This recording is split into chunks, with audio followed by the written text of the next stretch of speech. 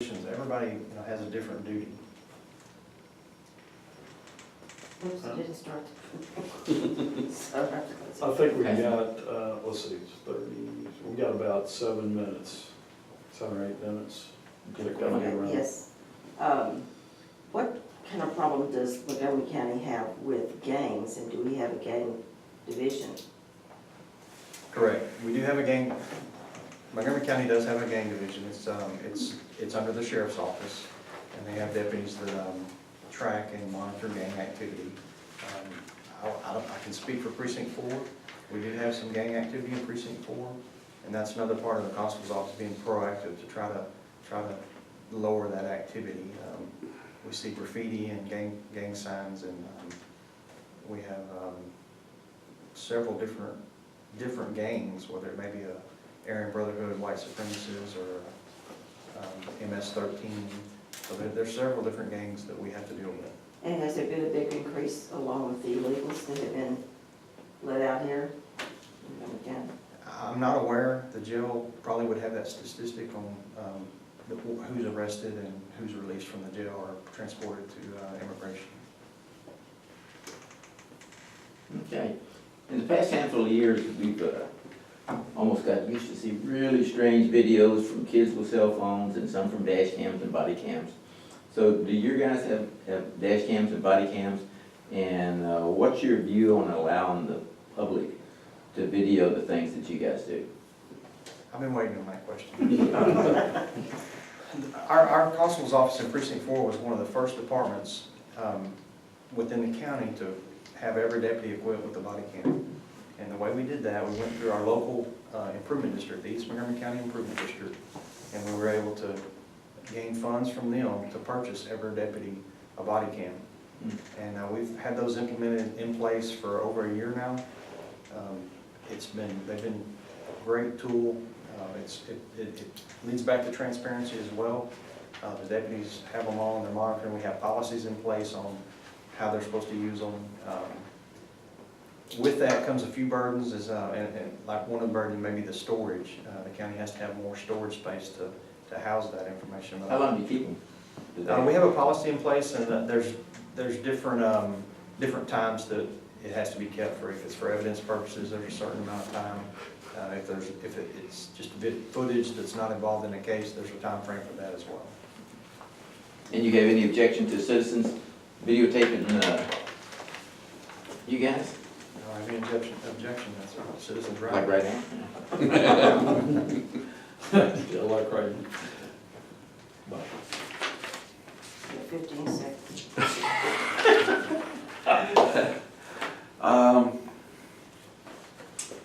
I was going to ask one on the corruption in government in Montgomery County, and Thought you were going to touch on the horses on the west side.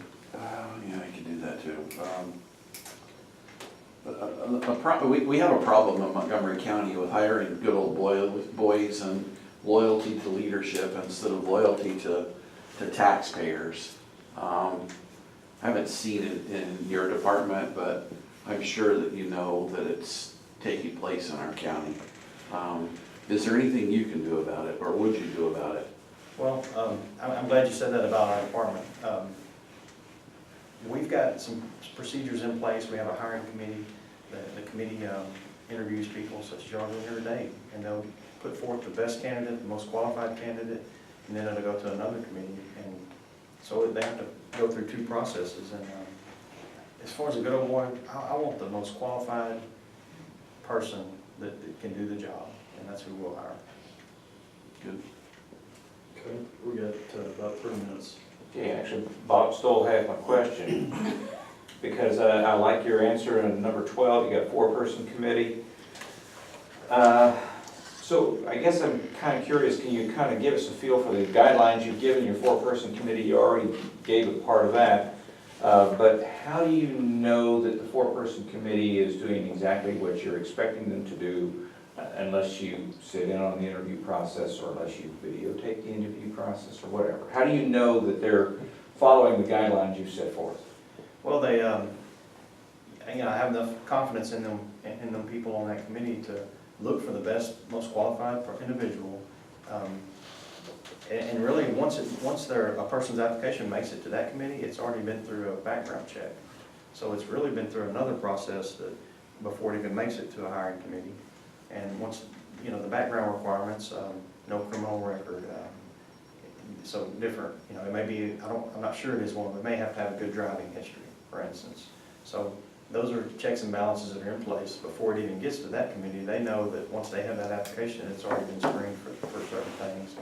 And then the rest of it is just conducting good interviews like we're doing here today and passing it on to another committee. And when I look at an application that's already made it through those checks and balances, I already know, you know, well, this is a good candidate so far. Okay. Okay, all right. I've got a quick question. Could you explain how you came up by getting the name Rowdy? I'd love to. We got 20 minutes. Well, I've had that name since before I was born.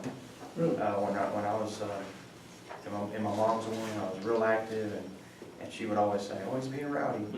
So naturally, before I was even born, I had that name.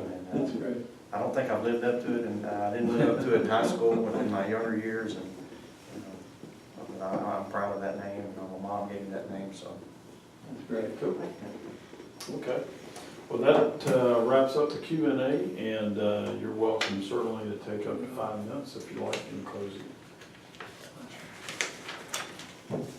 Or we can pepper you with more questions or whatever. I'm here for y'all. Well, like I said, I'm running on my record, the promises I've made, and the promises I've kept with the citizens in Precinct 4. I'm constantly striving to do more things for the constable's office, which in turn provides a better service for the citizens. A few things that I want to talk about in them services is that I've mentioned the Citizens Academy. We do vacation watches. If a citizen goes on vacation, they want to come in and have a deputy, you know, monitor their home while they're gone. We offer that service. We do business checks. We offer that for the businesses. If they're going to be closed, we'll come check on their businesses. We do residential and business security surveys. So if you want to have an officer come out, we have an officer trained to come out and let you know, hey, you might be vulnerable for a break-in here. We've started several neighborhood watch programs, which that's another thing I want to continue and do more of. Having more citizen eyes on the streets to help us, you know, prevent crimes. And so we've started neighborhood watch programs, which are a lot of those are now based on social media. Everybody's on social media, so it's easier for citizens to communicate with each other in a neighborhood crime watch setting. We've assisted in National Night Out. We've done school safety. We've participated in, if there was an active shooter to come into a school, we work with both of our school districts in our precinct. Another thing I plan on continuing is, once I'm reelected, is we want to expand that service into a safety and security in the place of worship, where you're seeing more shootings in schools and violent attacks in churches now. So we want to, we've got 2 officers scheduled for some training on that, and once they get that training, they'll be able to come back and offer that to our places of worship in our community to try to, once again, be proactive with crimes as they occur.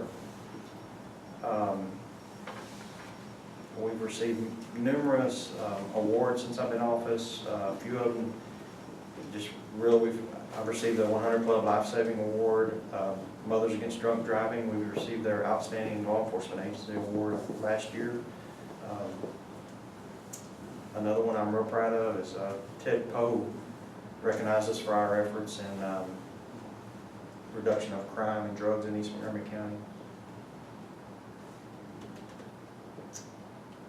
A few things that I've been able to accomplish for the deputies in the county is, when I first started, the deputies' pay, the base pay was about $35,000. Constable Gable and I was instrumental in getting the constable deputies put into the sheriff's deputy stipend STEP program, where there's certain pay increments, and we were able to get the deputies into that program to get more money for the deputies on the streets. Now the starting pay is around $45,000 for a first-time deputy, so I'm proud of that. We've been able to get our field training officers stipend pay. Our K-9 officers, were not receiving any additional pay for keeping their dogs off duty, taking care of them while they're on their days off and after work, and now they have that. We have a program that we work in conjunction with the East Marion County Improvement District, where we have a Safe Shopper program. This time of the year, they fund overtime pay for the deputies to, once they complete their shift, they can go do additional hours in the shopping districts to make the shopping districts safer for people who want to come to our precinct and shop. So we have a lot of programs in place that I'm excited about, and I'm looking forward to continuing them in my career as constable. Okay, great. Well, thank you very much. Appreciate you coming out tonight. Couple more questions, Wade. Well, I was trying